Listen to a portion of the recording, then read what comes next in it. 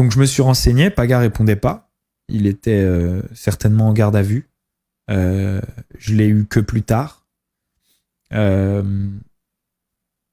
Et c'est Petit Jou qui m'a répondu. Et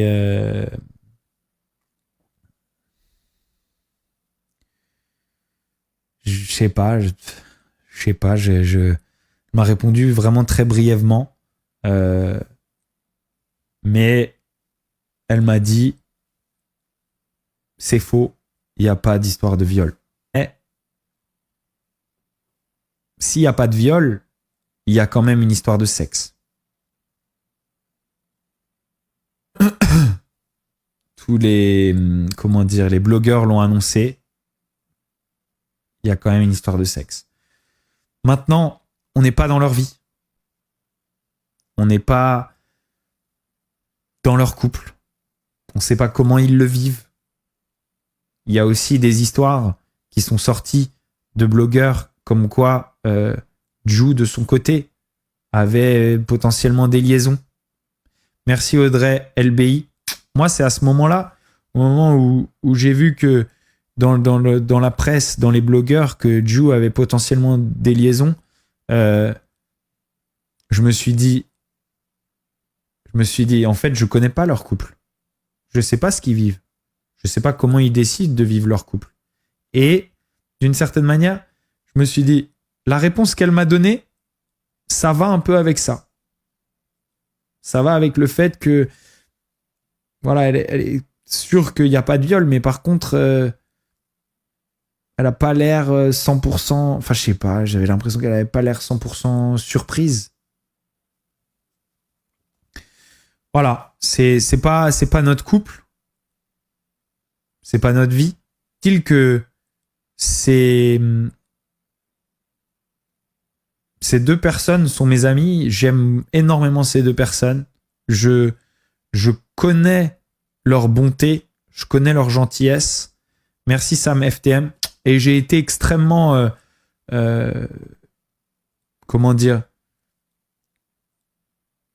soulagé et finalement conforté dans ce que je pensais lorsque 2 jours plus tard on a annoncé que il n'y avait pas de viol, que c'était impossible qu'il y ait un viol. Il y avait une histoire de témoin, il y avait une histoire de je sais pas quoi, mais voilà, en tout cas il n'y avait pas de viol. Faut être une ordure pour tromper. Alors déjà, tromper, c'est absolument pas illégal. Ok, c'est absolument pas illégal, mais surtout, on sait pas. On sait pas. Et si les deux avaient décidé d'ouvrir leur couple, j'en sais rien. C'est des questions que je leur ai pas posées. C'est leur intimité, c'est leur vie. Si eux décident de rester ensemble, c'est leur vie. On peut pas juger de l'extérieur. On sait pas ce qui se passe entre eux. Juste un truc, on évite de les insulter alors qu'on les connaît pas. Il y a des gens qui sont mauvais, hein. Et quand on connaît quelqu'un de mauvais et qu'on sait vraiment ce qui se passe, bah là, c'est pas mal d'aller le lui dire. Mais eux, on les connaît pas. Enfin, on connaît pas, on sait pas ce qui se passe entre eux. Moi, je les connais.